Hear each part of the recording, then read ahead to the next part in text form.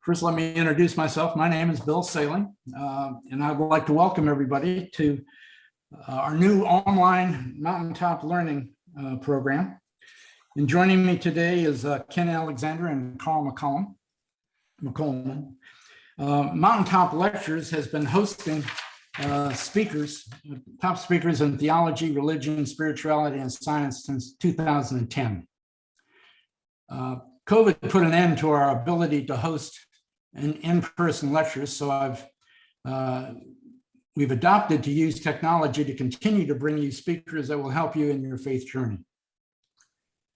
All of our previous Mountaintop Lectures since 2016 are currently available for viewing on our new Mountaintop Learning YouTube channel. So we encourage everybody to go and check in on that. Today's interview will also be posted onto that channel, and this is great to use for later discussions. When you do go to the channel, we would ask that everybody go ahead and subscribe, and this will keep you up to date as new material is being posted. Today, we're pleased to have Dr. Robin Meyers as our guest speaker. Robin was scheduled to be our speaker in March of 2020 at the University of North Georgia when the bottom fell out with COVID, and so that had to be canceled.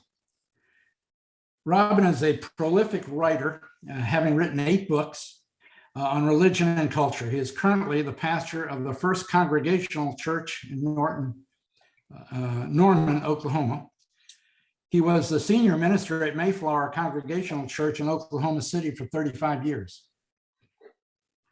He is a tenured distinguished professor of social justice emeritus in the philosophy department of Oklahoma City University. He is married to Shawn Meyers, who is both an artist and a professor. They are parents to 3 children, Blue, Chelsea, and Case, and grandparents to 3 granddaughters. Robin, I cannot tell you how pleased we are to have you here, and we look forward to hearing you tell us a little bit about your book. And we've got a number of questions that we want to pose, and we'll open it up to question and answers here toward the end. So, okay. Thank you, Bill. Thank you very much. I have about, 15 minutes maybe to talk about the book. Does that sound about right? Yeah, you just whatever you're comfortable with. Okay. Thank you. And hi, everybody. Those I remember and those I don't, those I've met and those I haven't. It has been a long time. And I really was looking forward to coming 2 years ago. This was the first lecture I canceled when COVID hit, and then had to cancel all the rest of them too. So it was also kind of an unfortunate time for the book to come out, because if you had a book that came out right before the pandemic, all those books fell into the black hole of the pandemic, unless you were a particularly ingenious promoter of your own books, which I am not. I don't have a blog or do a lot online. So that really kind of slowed down the sales of this book. And I'm sorry about that, because this is my favorite book. Carl mentioned having read Why the Christian Right is Wrong. This book to me is the best thing I've done and the most important thing I've done. And so maybe it will emerge as the pandemic wanes. More people will be able to pick it up and read it.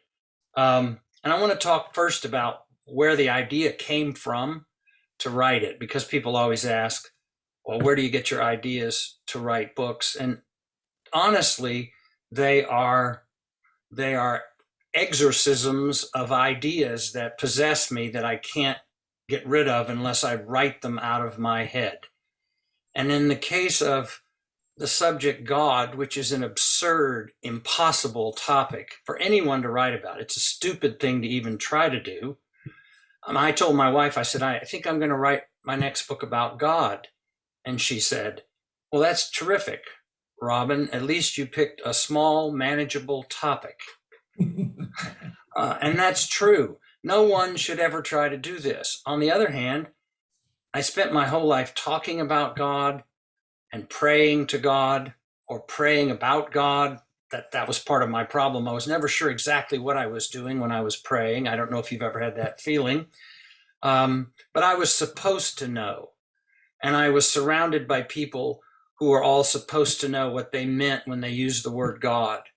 And the truth is, I think there's this silent conspiracy among thoughtful people with regard to the word God and what people mean by it, because we assume everyone knows what we're talking about when we use that word. And the fact is, we don't. There are as many different understandings of God as there are people, and yet there's a dominant Western paradigm of God that I think has gotten so harmful, so dangerous, that it threatens everything. It threatens organized religion, threatens our democracy, threatens our mental health, and it's all based on this outmoded and very, very small view of the divine reality, whatever that is. And so I had this dream, which is also where some of my book ideas come from, after having visited the Sistine Chapel and seeing Michelangelo's creation of Adam fresco, which is, if you've been to the Sistine Chapel, you know, first it looks smaller than you thought it was going to.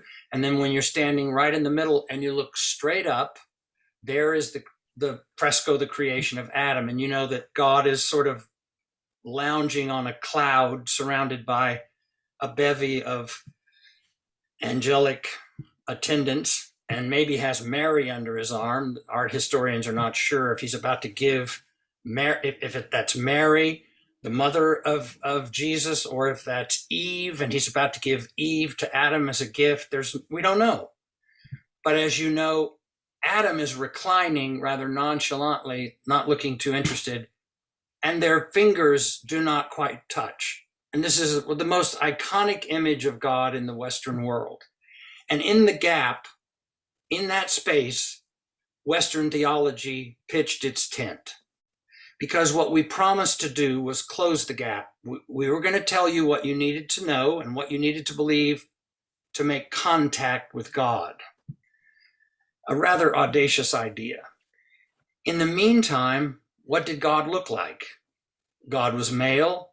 He was European, Caucasian, bearded, elder, out there somewhere, existing like other things exist. And as we know, anything that exists, if we're into science, once did not exist. We also know everything that exists was brought into being by something else. We also know that everything that exists will one day not exist. And those are hard concepts for us to apply to God. So we just don't ask those questions. And I think the time has come to ask all the questions we can think of to ask about God.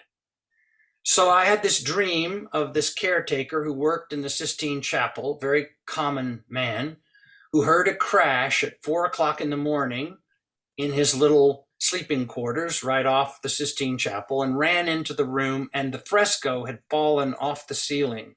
It had just come loose, the plaster, and dropped to the ceiling and broken in a million pieces. And a bunch of priests heard the commotion, and they came running in, and they were just, they were terribly upset. And they said, look, God has fallen off the ceiling. And, what happened? They act like they should blame the caretaker. He said, I didn't have anything to do with it. It's just old plaster. It just failed. That's all. This is a failure of plaster. And he said, God has fallen off the ceiling, that's all. And that priest said, well, we can fix this. We can put him back up there where he belongs. And the caretaker said, well, maybe that's not where he belongs. And the priest rather indignantly said, what are you? You're just a caretaker. You're not a theologian. And he said, no, I think he might have been tired of being up there. And that, in fact, this is where he belongs. Down here is where he's always been. And we did God an injustice by hanging him up there. So that was the sort of impetus, the dream that started me on the process of writing this book. And the original title was Falling from the Ceiling, The Death of Michelangelo's God and the Rebirth of Wonder. I like that title better, actually, than the one the publisher gave it.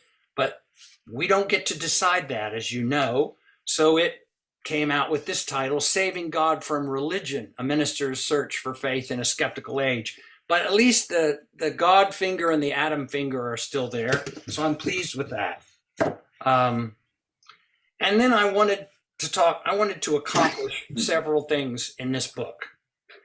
One is the purpose of the book really was to give thoughtful people in religious communities and outside of religious communities some options for their concept of God, if they in fact had a concept of God. I had for a long time been a non-theist, and we can come back to talk about that and what that means. But I think non-theism is the future of religion, or it has no future, and it may indeed have no future.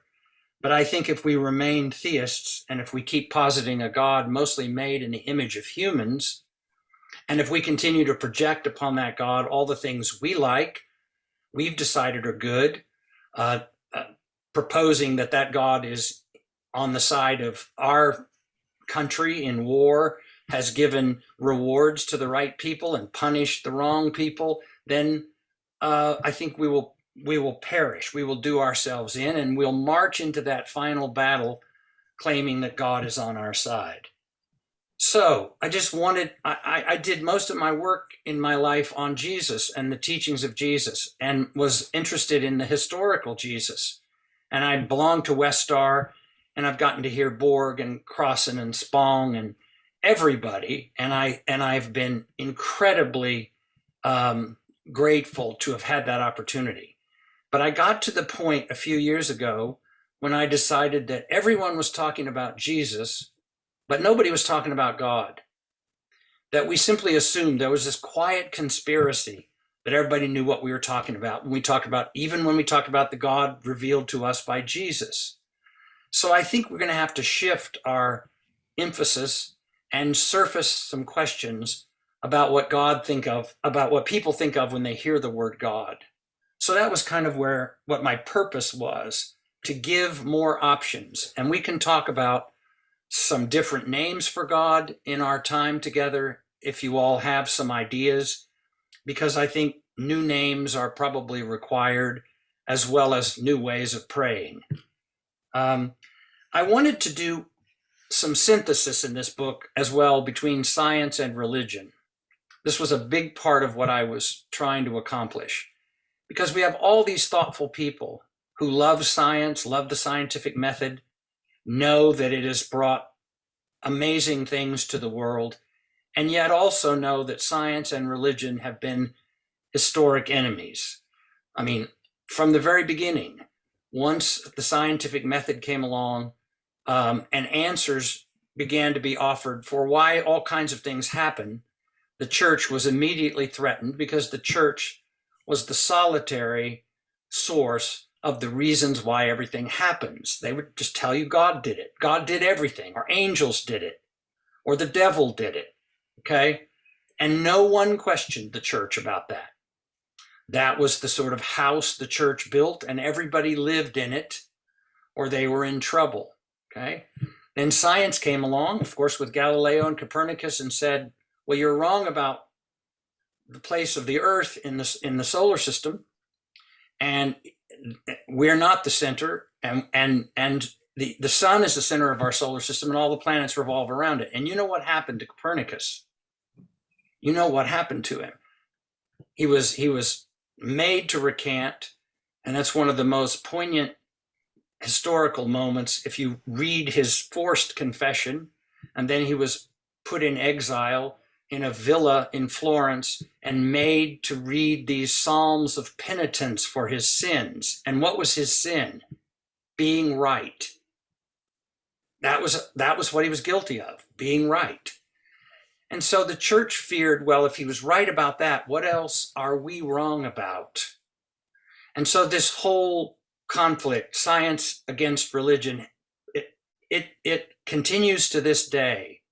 There are still people who feel like if we're too scientific, we can't be faithful. When in fact, science, in my opinion, is the primary producer of awe and wonder in our time. I thought the launch of the Webb telescope was the most religious thing that's happened in a long time. That amazing piece of equipment that's going to go out there and give us more answers about the origin of the universe. That was a God thing to me. And not everyone feels that way. So, yeah, we've made this God in our image, and we've projected our own biases, our own hatreds, our own preferences onto this heavenly object, which I do not believe exists. I do not believe God exists as other things exist. So I'll just come clean. If you've read the book, you already know this, but anyway. And there are two kinds of science that I'm particularly interested in that give me goosebumps. One is quantum physics, and the other is chaos theory. Quantum physics, because something called quantum entanglement has been called the most important discovery in physics of all time, that subatomic particles, when separated and spinning in opposite directions, can be separated in an infinite distance. And if you can reverse the spin of one, the spin of the other will reverse no matter how far apart they are, by a mechanism no one understands. No one. Einstein was really bothered by this because it violated his special theory of relativity, which is that nothing can happen faster than the speed of light. So he called it spooky action at a distance. Spooky action at a distance, which is probably a better name for God than God. We don't understand why things happen, but what we're beginning to understand is everything is connected to everything, everywhere, all the time, period. And that there's absolutely nothing we can do that doesn't affect something, which affects something else, which affects something else, which affects everything. So quantum physics, and particularly the accessible way that Barbara Brown Taylor helped me understand quantum physics in her marvelous little book, The Luminous Web, which is, by the way, Mayflower, my former church's favorite name for God, is the Luminous Web. Now, I think that's progress. She helped me understand it, and then I did some reading in chaos theory, which I'd heard about. It's paradoxically named. Things happen not chaotically. They only appear to happen chaotically, but in fact, they're happening as in a chain of infinite actions and consequences. So the first person to invent chaos theory was a meteorologist at MIT, Lorenz, who was running an old computer and trying to figure out how to predict the weather so he could forecast it. And he entered a bunch of stuff, wind speed, barometric pressure, all the stuff that goes into creating weather. And he started rolling the computer, and these computers were so old and slow that he had to go off, get lunch, get coffee, come back. And the computer still wasn't finished, and he pulled out his data and he decided to round off one variable, very small amount, just to speed things up, like a 10,000th of a point. And then he rolled the computer again, and he went away, and when he came back, the results had changed completely.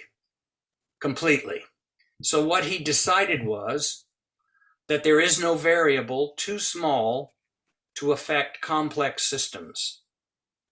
And that, to me, is a profoundly theological idea. That means I can hold the door open for someone today and change everything. That's what it really means. And he wrote a scientific paper called "If a Butterfly Flaps Its Wings in Brazil, Will It Cause a Tornado in West Texas?" which may be the best title ever given to a scientific paper, because everybody's heard of it who hasn't heard of chaos theory. So those two things, quantum physics and its mysterious message of total interconnectedness, and chaos theory and its belief that no action is too small to end up changing everything, those two ideas are now more exciting to me as theological ideas than most of the things the church talks about, or maybe anything the church talks about. So science has become the source of awe and wonder for me.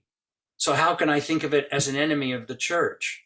The church ought to pay more attention to how science does things, to what critical thinking means, evidence-based reasoning, and not be afraid of that. That doesn't eliminate all room for wonder, it actually creates wonder. And then I like one of the chapters in the book's called Sin as the Illusion That We Are Home Alone, which means that I built on Paul Tillich's notion of sin as separation, which I think is the best definition of sin there is, and talked about all the entitled people that I know who really live their lives believing that they can get away with stuff because they are entitled, because they are separated from the consequences that affect ordinary people, as if they are home alone. The idea is we are what we do when no one is watching. And so I talked about that because there is no getting away with anything. Just because no one else knows it or that you've done it does not mean it's had no effect or that you won't be found out. In a sense, quantum physics says everything gets found out. There may be a different timetable, but everything finally gets put out there and we know it somehow. And then that chapter called Faith as Trust, Not Belief. I'm just looking at my list of chapters. Is my belief that faith is not about believing stuff in order to get stuff. It's about trust in the consequences of actions that we take whose outcomes we cannot know. So actual faith is required. Believing stuff requires no faith. You just say you believe it.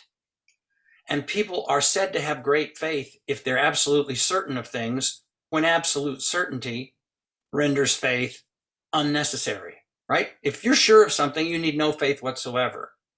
But if you do something that you think might have a long-term benefit that you might not live to see or can never understand, then that's an act of faith. That's leaning into the future without knowing how things are going to turn out. So I think in our churches, we should take out the word faith more often in our liturgies and substitute the word trust. Trust, okay? Trust in love, trust in peace, trust in compassion, generosity, forgiveness, trust in God, if that's the term you are using. Then I wrote a chapter called Prayer as Access, Not Petition. Since my own theology of God is non-theistic, I'm not praying to someone, and I'm not asking for something, because otherwise God is just kind of a heavenly vending machine, and you put in the right amount of doctrinal change and you push the right dogmatic buttons and something drops down for you, okay? And that's really how we think about God in most of our churches. So I got to wondering, well, is there any place for prayer anymore? Should we just stop doing it? It's this primitive and harmful ritual. Or is prayer about getting ourselves into a place like a spiritual practice that allows us to understand the mystery of creation, the marvel of creation, the consequentiality of creation, and how we fit into that, not so we can get something we want, but so that we can contribute something that everyone needs, okay? So that's what that chapter is about. And the next one was called Every Move We Make, A Theology of Consequence.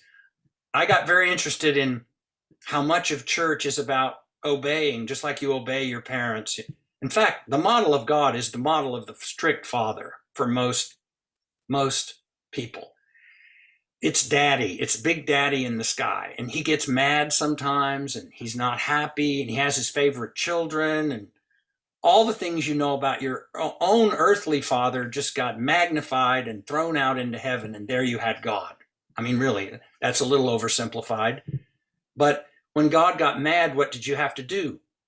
You had to appease God in some way, give him a gift, maybe make daddy feel happy and love you again, let you back into the fold, which is really what the blood atonement's all about. All of humanity giving a gift to God so that we can overcome his wrath and he'll forgive us all. It's a really kind of barbaric idea, probably the most harmful idea in all of Christian theology. But there it is. And if we are not obeying to get things, then what is theology about? And I got to thinking that it might better be called a theology of consequence rather than a theology of obedience. That puts all the responsibility back into my hands and your hands for everything we do every day, every decision we make, whether we're patient, kind, loving. That's how you make the world or unmake it. And you're not going to get any special favors. You do bad things are going to happen. Do good things are going to happen. So do more good things. Now there's a sophisticated theology right there. Just do more good things. Okay, so that's that. And then I wrote a chapter called, the 7th chapter was called The Center of the Universe. And if you've read the book, you know that it's a description of the coffee shop that I go to in Oklahoma City that I love, called the Red Cup. And it's a funky little coffee shop that I walked into 25 years ago, the first day it opened, and I've become kind of a patron saint of the Red Cup. They have all my books in a little special library, and people can read them, and they give me free coffee. I mean, it's wonderful. And what I love about the Red Cup is that when I'm there, I can see lawyers dressed for trial in a silk suit, and I can see tatted and pierced young people who look like they may be on the verge of committing suicide, some of them, and everything in between. And then the Red Cup has found a way to gather in people who don't go to church, but who still want to mourn people who have died. When the Super Bowl comes along and people don't care about the Super Bowl, they have the bowl of soup and they feed people. And when Valentine's Day comes along and you're not coupled, they have un-Valentine's Day for single people. And they have all these alternative celebrations that push back against the dominant culture. You know what we used to call that? Church. That's what we used to call it. And now this coffee shop is doing it better than most churches that I know of. And there's a picture that hangs in the wall of the Red Cup, and it says, "The Red Cup Coffee House, the center of the universe." And I thought, well, that's a dumb, it's not the center of the universe. Who knows where the center of the universe is? But the more I thought about it, the more I realized that anywhere you are is the center of the universe. Anywhere you have friends and food and laughter and community, that's the center of the universe. So it's possible for us to create that anywhere, anytime, all the time. So I wrote about my favorite little coffee shop, and they actually took the book and excerpted those pages and framed them and hung them up in there, so everyone who goes in the coffee shop can read why the Red Cup coffee shop in Oklahoma City is actually the center of the universe. You guys probably didn't know that, but it is. Okay.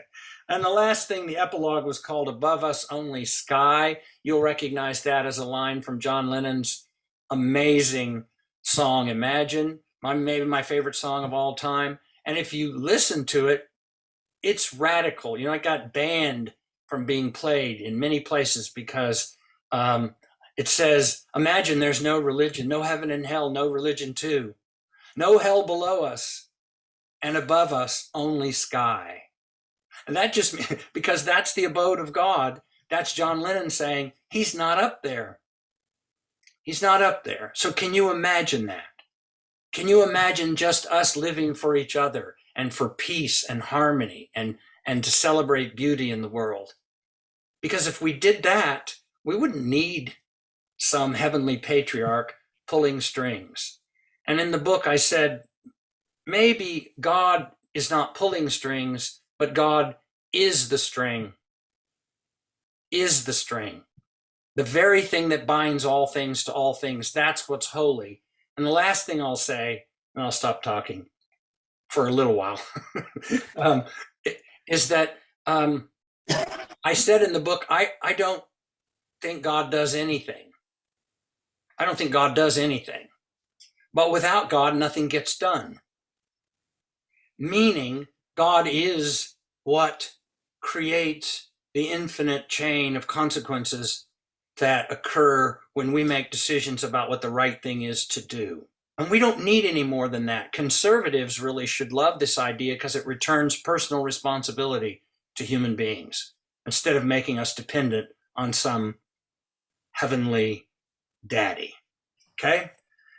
So that's kind of a brief overview of the book and why I wrote it.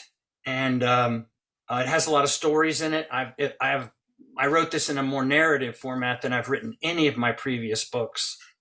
And so those of you that have it and read it, that was all something you already know. So I apologize for that. But I'll stop there, Bill, and we'll do something else. Well, I'll tell you, we've Ken and Carl and I have been talking about this for some time, and we've assembled some questions that we'd like to kind of run by you and have a conversation. Okay. And at the same time, we'll reserve some time so that our audience out there can also ask their questions.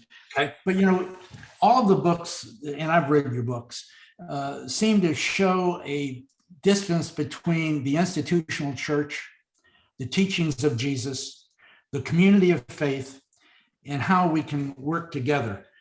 It just seems that we've reached a point in time, the first 100 years of Christianity, the people of the way, there was a real sense of community. And now it appears that the church has become part of the divisiveness in our culture, in our land. And do you see a way forward where the church, which at one point in time, the institutional church had a great deal of trust among the American people. I'm not so sure that is the case today. Have they lost the opportunity to make a real strong difference in going forward and creating a sense of community? I don't know whether the institutional church can be saved as it presently exists. And the reason is that the early church really was a community that welcomed all kinds of different people, and particularly people who hadn't felt welcome anywhere else and didn't count for anything, were largely invisible. And it made them feel worthy. It was the feeling of being worthy and being part of the community and knowing that the church provided that like no one else provided it, that caused Christianity to grow early on, even in the shadow of the Roman Empire. The problem with the church is it became its own empire. And after a while started looking after its own survival and prosperity more than it wished to create true community. And then in the United States, over time, it became highly politicized. That is, people found their political affiliation in church, and they found the scriptural arguments to back that up by being selective in their choice of scriptures, because, the Bible's a true mixed bag. And what happened was what had started off as a way of life and a way of being in the world turned into a community of the true believers. So my church will tell you the right things to believe. You'll be saved. You'll go to heaven. You'll vote for the right politicians. So what was once inclusive became essentially exclusive. What once was wide open had, over time, gatekeepers. So one of the most profound things I learned at the Westar meeting one year was a scholar made this statement. I think it was Brandon Scott.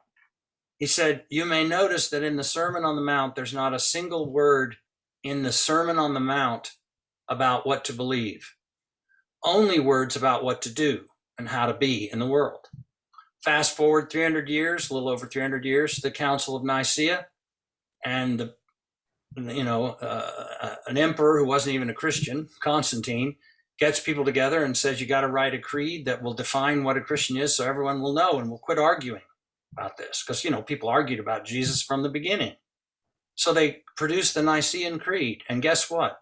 In it, there's not a single word about what to do or how to be in the world. There are only words about what to believe. So we completely flipped that.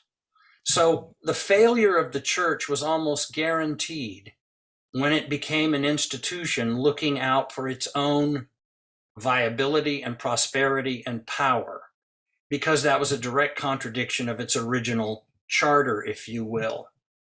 And I've been trying to recover as much as possible the spirit of the early church, even living in Western culture and knowing we had to have a budget and people had to get paid and all of that stuff that you really would rather not mess with. Okay.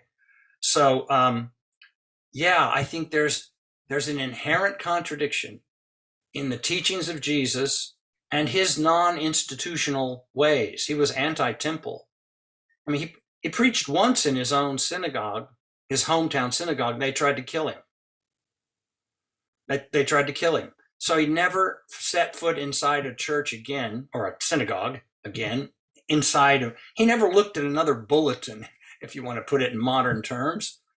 And he went on the road. So I guess the answer is for us all to be on the road in one form or another, on our way to something that we can't quite see or understand, like mountaintop learning.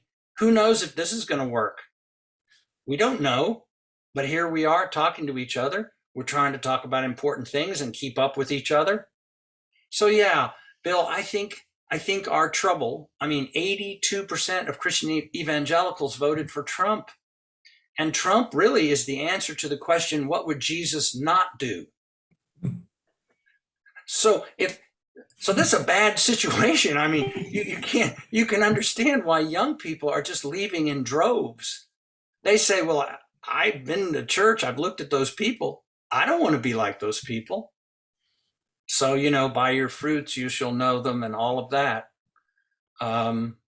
So I'm very down on the possibility of organized religion, although I'm still pastoring a church. We're trying to be as unchurch as possible. We're trying to really deconstruct some of the worst elements of church. And that includes liberals who can be just as dogmatic and snarky and judgmental as conservatives or fundamentalists can. We're all just talking past each other all the time. So the question becomes, is there anything that's transcendent in our lives? Is there anything that's transcendently good and we can all agree on it? And our politicians are not helping us, of course, because they're dividing us for the sake of power. And we have to take the power back by not allowing them to do that. Ken, you have a question for Robin? You said Ken? Ken Yeah, okay. Alexander. Yeah. Hi, Robin. Ken Alexander. Nice to meet you. Thank you. So I know a lot of people that would agree wholeheartedly with your comments about the institutional church, but they're not ready to give up on theism. Mm-hmm. Because if you're not a theist, you must be an atheist, right. In which case that raises an image of a person that they don't want to be. Uh-huh. So if they don't want to be an atheist, and you mentioned Paul Tillich a couple times, and you reference him in your book, and he was the one that said God is the ground of being. Mm-hmm. Is a concept like that a way for people to preserve their image of themselves as a theist without believing in the things that you correctly indicate we shouldn't believe in? Yes and no. I don't think that the ground of being allows you to continue to be calling yourself a theist, because theism assumes a personal God, a God who is a sort of super person. Until it clearly rejected theism. That was part of what was so radical about him. In fact, he believed the only response to the image of God in the church in the West was to become an atheist. Now, it's interesting, and I'm going to say more about radical theology in a minute, but Jack Caputo and some stuff about radical theology. Young people are rediscovering Paul Tillich. One of the biggest things happening in seminaries is Paul Tillich is cool again. Okay. and people are reading him and getting blown away by him. And he probably was one of the most prescient and remarkable theologians that we've ever had in the West. He also had some real character flaws. If you study any about the life of Paul Tillich, almost always happens, doesn't it, that Yes. The amazing minds are not always entirely moral human beings, but I can separate those to some extent. And what Tillich was telling us really was that if God is not a person out there somewhere, but God is everything, everywhere, all the time, that's how we think of the ground. And it's interesting you use ground of being, because most religions still vertical. We still look up to the hills whence cometh my help, and there's God up there, and the old man and the guy, big guy in the sky, and athletes catch a touchdown pass and they do this, like God's a redskin or a patriot or something. I don't even understand what that could possibly mean. But up is where God is. And so Tillich said, no, think of God of the depths, what he called a God of the depths, not a God of the heights. That was a radical shift in theological thinking. And so anyway, good for Paul Tillich. But I think you still have to get rid of the term theism. You've got to come up with something else, because theism involves personality, God and personality. God is a person. And so when I talk to people, I'm a Christian minister who's a non-theist. And when someone says to me, what do you believe about God? And I said, well, I'm a non-theist. They'll say, oh, that's interesting. Tell me about that. What's a non-theist? But if I say I'm an atheist, which means exactly the same thing, atheism, atheist, just means non-theist. But if you put it that way, they go, like Madalyn Murray O'Hair, once considered the most dangerous woman in America. So I think Jack Caputo, if any of you have read any Jack Caputo, if you haven't, you should, has got the right idea. He says that Paul Tillich told us that real theology, what he called radical theology, begins when we no longer call ourselves theists. When we say God does not exist. Once we do that, that is a theological critique of atheism. That's atheism as a theological critique of God, okay? Not as an attempt to destroy the idea of God or destroy the church or anything like that. Just the model we have no longer works. And the reason it no longer works is look at the world it is bringing us. And look at the claims being made for this God who's a super person, that when a tornado comes through Oklahoma, as it does frequently, and a baby gets sucked from its mother's arms who's huddling in a bathtub, and that baby gets deposited in a tree a quarter mile away like storm debris, some preacher comes up and says to that mother, I know you're sad. We know you're very sad, but I think it's just because God wanted your baby in heaven early. Now that's theological malpractice, right? That person should be arrested. Okay, I'm sorry. So as long as we're going to claim we know who's God, what God thinks and who God's enemies are and what God's mood is and all of that, we will never get there. We will never get to any kind of transcendent communities. Robin, we've got some questions coming in. Carl, I want to get to you. And then there's a question that came in on the chat line about your thoughts on Afterlife. But Carl, do you have a question? Oh, you're muted, Carl. Yeah, I just unmuted. Yeah, this is a fascinating conversation. And my mind is going in 30 different directions. But I guess kind of to expand on where Ken was going, down here in the South, obviously theism still carries a lot of currency. And I'm a believer that binaries are dangerous. And so whether we're talking about gender or sexuality or politics or even theism and atheism. So I'm wondering if there's a third alternative besides God exists, God does not exist. And, my particular focus is on the Christian mystical and contemplative tradition. And I think you go back and look at, Pseudo Dionysius or Meister Eckhart, the Cloud of Unknowing, some of these folks, they were arguing for a God beyond God, or a God without being, or that kind of thing, 1,000, 1,500 years ago. Right. So, so I'm curious, for the person for whom the concept of God helps them to hold on to life. Mhm. And I'll give you an example. Mhm. I lost my only child to polycystic kidney disease about 7 years ago. And, and my wife, understandably, her only little girl died young and was devastated. And so for her, the concept, now no minister ever told her, well, she's in a better place now. She claimed that for herself. So for her, the narrative that her daughter has been given into the hands of a loving God is frankly how she gets up in the morning. And so, so I guess my question is, if we want to get away from the narrative of the abuse of God, the patriarchal God, which I am 100% with you, do we have to go to the kind of like the other end of the binary? There is no God. Is there something involving love or involving mystery?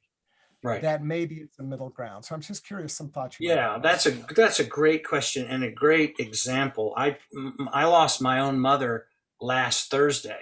My mom died last Thursday at the age of 92, and she was a remarkable person.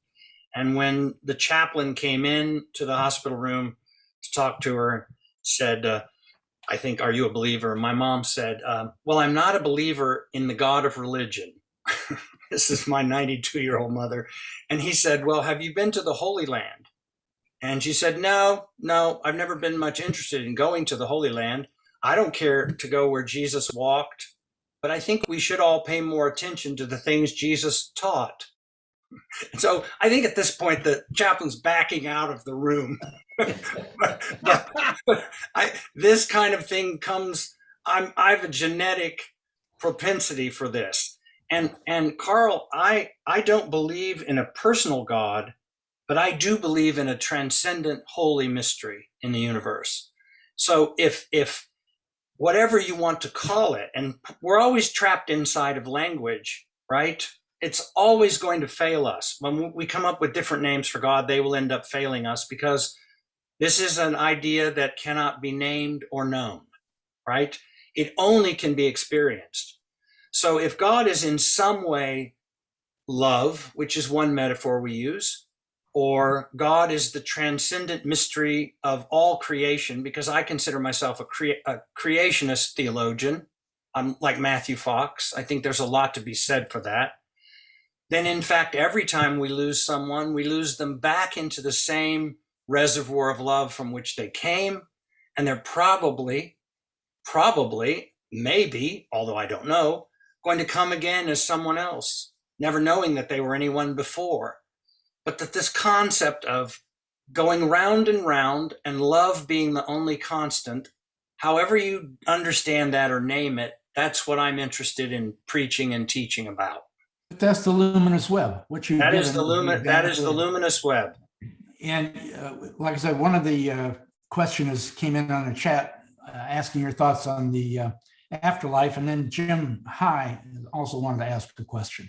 Yeah, well, people have asked me my whole life, what do you think happens to me when I die or when we die? And my answer has been very consistent.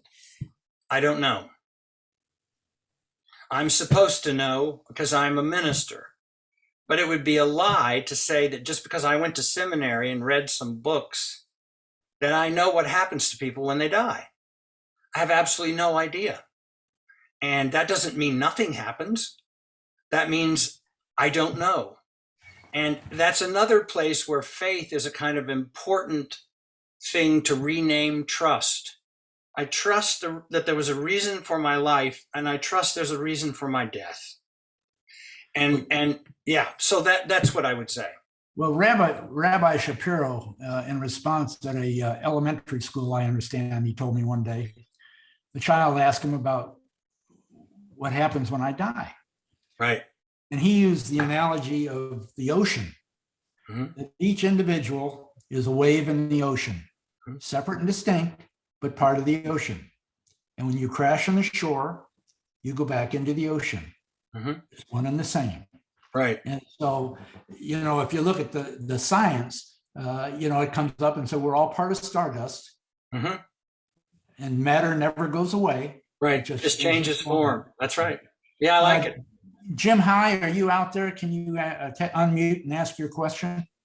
Yes, I think that was my question y'all were answering, but I do think, Robin, that there are many things in science that indicate that what Bill has just said is absolutely correct. We don't go anywhere. Jim High is not going to exist after Jim High dies. The energy that was Jim High exists in other people. The memory of Jim High will exist. The chemicals that make up my body will exist. They'll rot and go back in the soil. If I'm cremated, they'll go up in the air and smoke. But I won't be here anymore. I had a friend who we were talking about this thing of afterlife, and I asked him what he thought about it. And he gave me the greatest statement I've ever heard. He said, I'm going back where I came from. Right, right. Do you know, Jim, in the African-American tradition of the church, funerals are called homegoings. Homegoings. And that's that idea. I can tell you that, first of all, I don't believe in hell or heaven as physical places. Okay. I particularly find the idea of a place of eternal punishment and torment strangely inconsistent with the God of love. But that's a whole nother thing. But the very worst thing it could be to be dead is to be just like it was before you were born. You weren't here. Okay. No sense of time, no pain, no suffering, nothing. That prospect does not terrify me.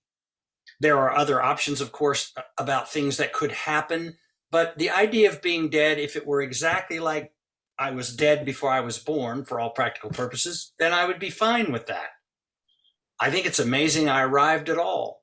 I think it's amazing any of us are here. In fact, theology always begins in the wrong place. It begins with dogma and teachings and what do you agree with or disagree with. Where theology ought to begin is, can you believe there's anything? Can you believe that there is a creation? That anything exists rather than that nothing exists?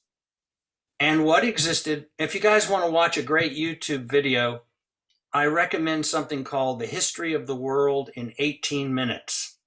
So if you just go to your TED Talk and then put in The History of the World in 18 Minutes, there's an evolutionary biologist from Australia who winds the clock back 13.7 billion years, and with some of the best graphics I've ever seen, explains the miraculous series of things that had to happen for you and I to be having this Zoom call. And I find that astonishing and inspiring. Maybe it is not even repeatable, but here we are. And there's something pretty remarkable about the fact that we are. And that's enough I've seen that video. It's really wonderful. It is wonderful. I showed it to my students the other day. And then we had a student in class that only believed the earth was only 6,000 years old. Everything was only 6,000 years old. So it got a little tense, but I'm a university professor in Oklahoma, so I'm used to this. I wish one other question, not question, but comment. I wish somebody would do the statistics on the number of stillbirths or aborted, pregnancies, because I think we could say without doubt that God is the biggest abortionist or killer of babies than humans. Yeah. Plus, if we could get people to understand that, then we wouldn't have all this abortion controversy that goes on now.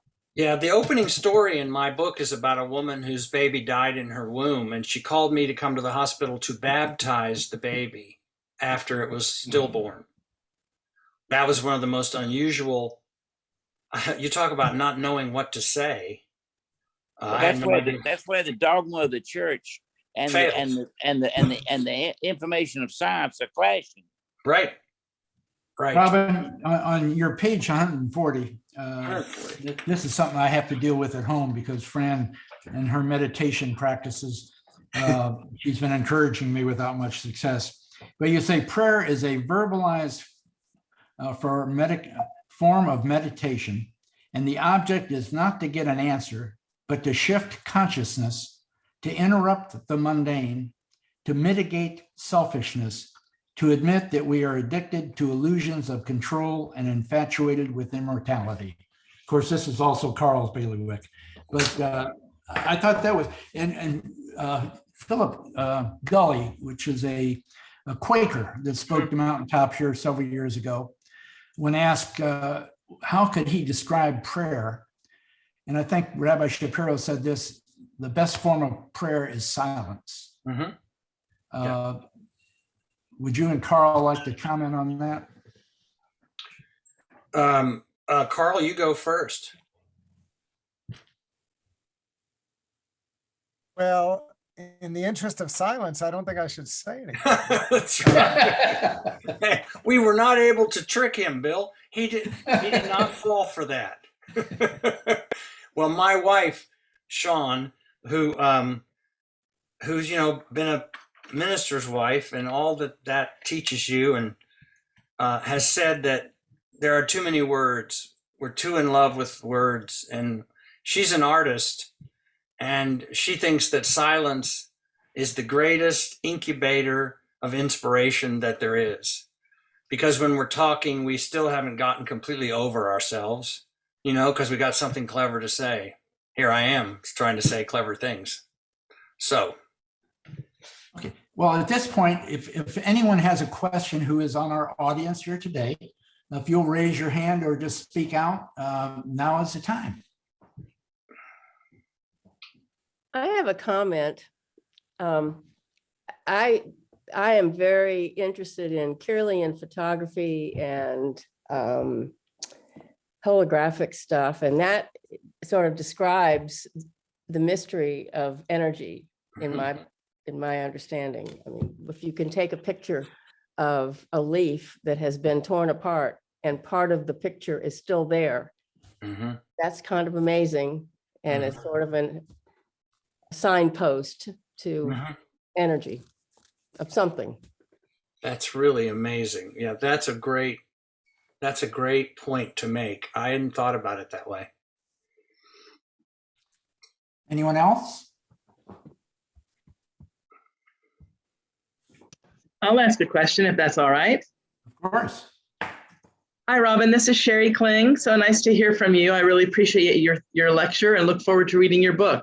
I'm a theologian who's integrated the work of Alfred North Whitehead with Carl Jung and dream work as a practice for spiritual transformation.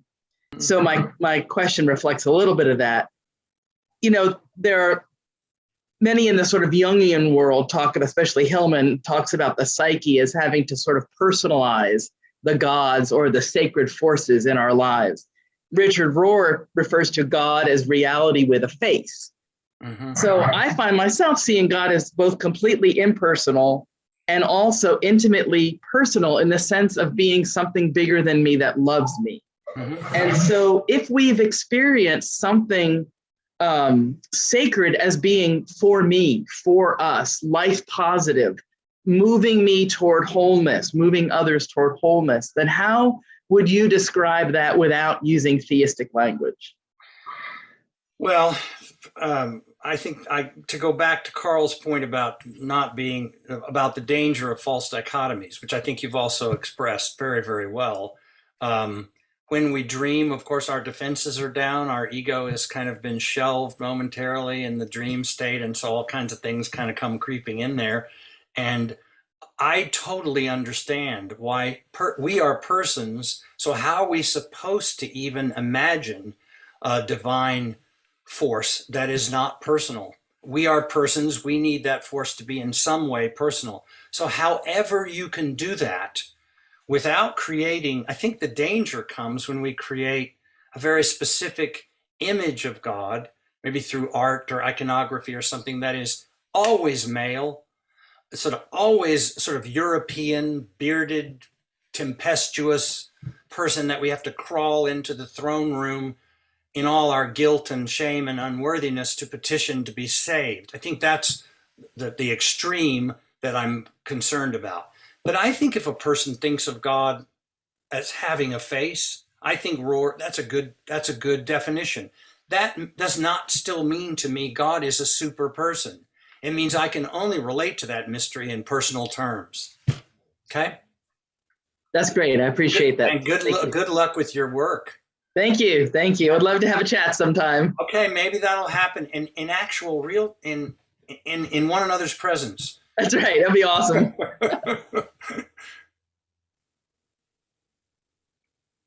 Anybody else? Carl? Ken? I would just like to put in a quick recommendation for the wonderful documentary called American Heretics, which is about progressive Christianity in Oklahoma. And Robin and many other folks in Oklahoma that are doing great work have a lot to say in that documentary. And it's available on YouTube if you look it up, and I highly recommend it. I appreciate that. It's also on Amazon Prime. So if you have Amazon streaming service and you just put in American Heretics in the search, you'll find this. It's a feature-length documentary about two very, very progressive churches in Oklahoma, Mayflower, my church I just retired from, and All Souls Episcopal Church in Tulsa, which is the largest Unitarian church in the country, are thriving in this very conservative state. And it's all about how that happened and why that's been helpful for some people. So I appreciate that.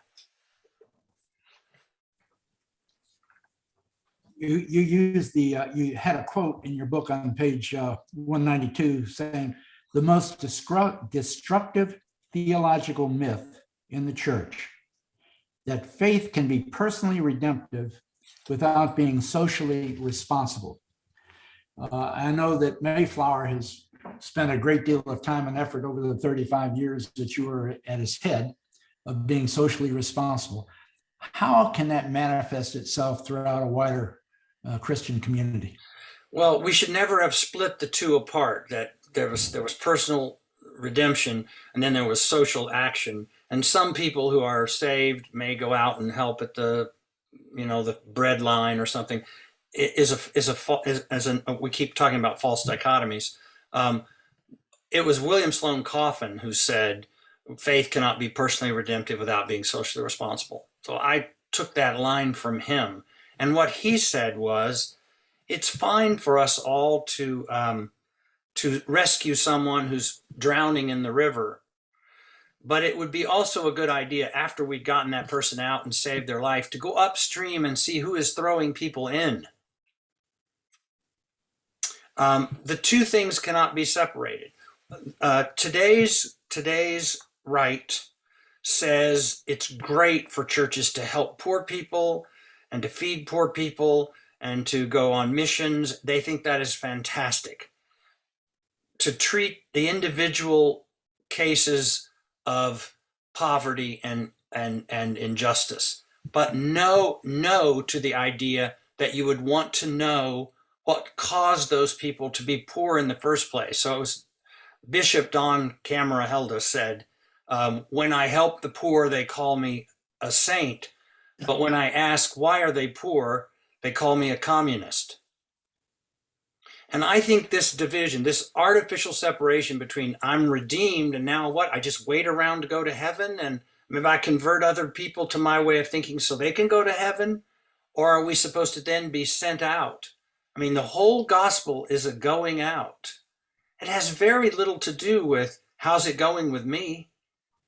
It's now that I realize that I'm not the only one who matters, how's it going with the other person? Or if you read the philosopher Levinas, Emmanuel Levinas, the French existential philosopher, the other is the most important person. That person's even more important than you. imagine the change in America if we thought other people were more important than us. It'd be rather stunning. So I just don't think we should ever separate those two. And I think it's a myth that we can, and I think it's been a disaster that we have. David Griffin, do you have any observations or questions that you might want to pose? Bill, it looks like Lee Culpepper's hand is raised. Okay. Yeah. Oh, she's muted. You're muted. Unmute yourself. please. Okay. I just spent an hour and a half on a restorative justice and mass incarceration Zoom thing. And their whole premise is we want to listen to the stories of the perpetrators of violence so that they can be restored and deal with their own trauma and become members of society and do good works. It's all about listening. And Lee Helen Prejean said, surely all of us are more than the worst thing we ever did. Right. And if you visit people in prison, I go down to a prison in Oklahoma where all of the inmates are first degree murderers. And they talk about the moment they committed their crime, what the circumstances were and how quickly it happened. I mean, matter of seconds, where a sort of moment of complete irrational behavior pulled the trigger or plunged the knife or whatever. And the amount of time they're now in prison and the difference between those two things. But in American jurisprudence, we do not think anymore much of rehabilitation. We think of public safety mostly. These are bad people. They need to be kept away from the rest of us so that nothing bad happens again.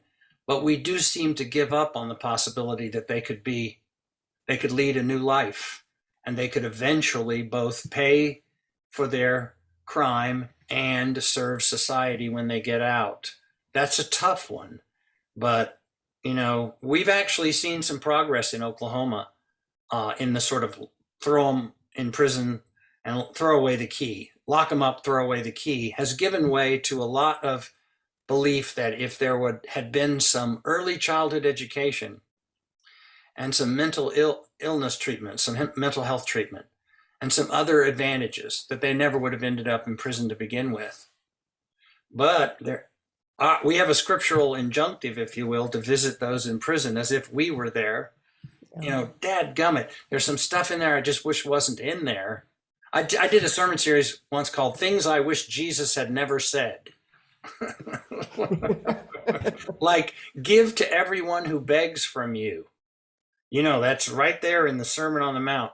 Oh no, we all come up to the corner. There's a guy there. He's panhandling. We think, oh, if we give him money, he'll spend it on liquor. And then I think, give to everyone who begs from you? My children sometimes beg from me. So. Owen, do you have any questions you'd like to ask?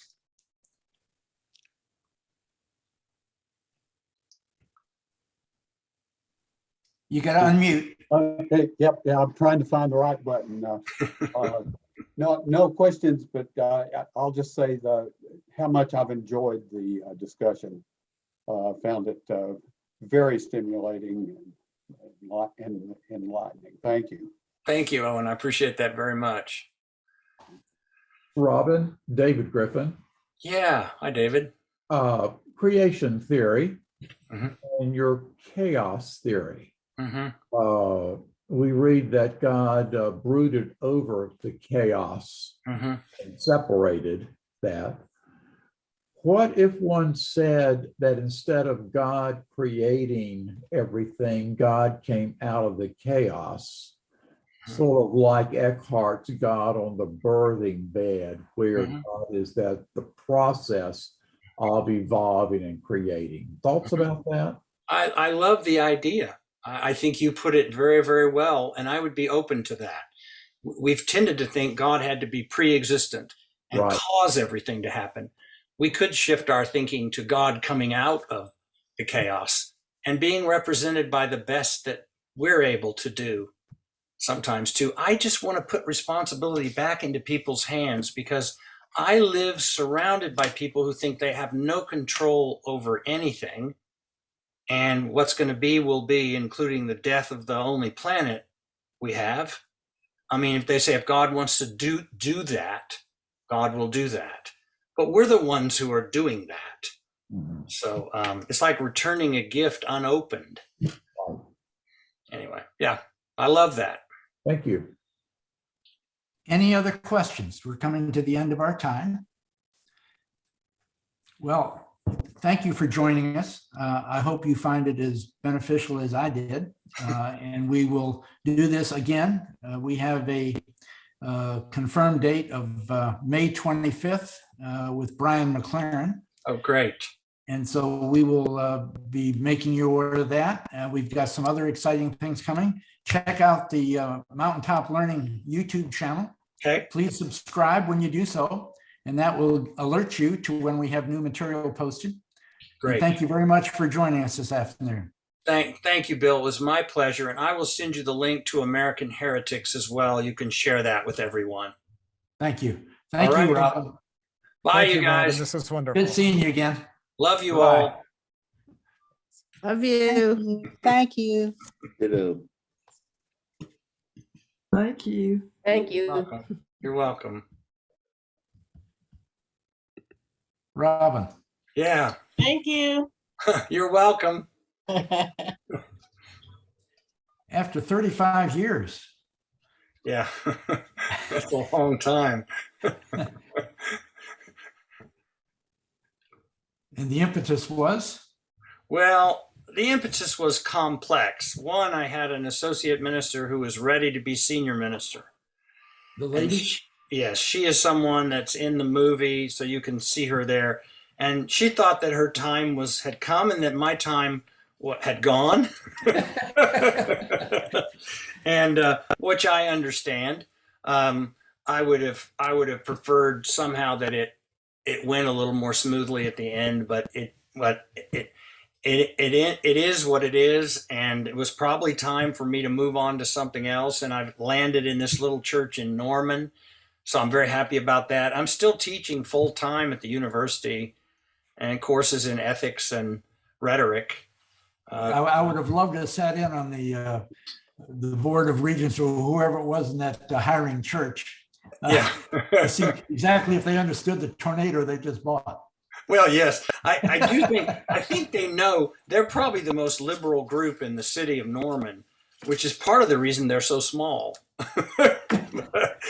but they know what they've gotten into.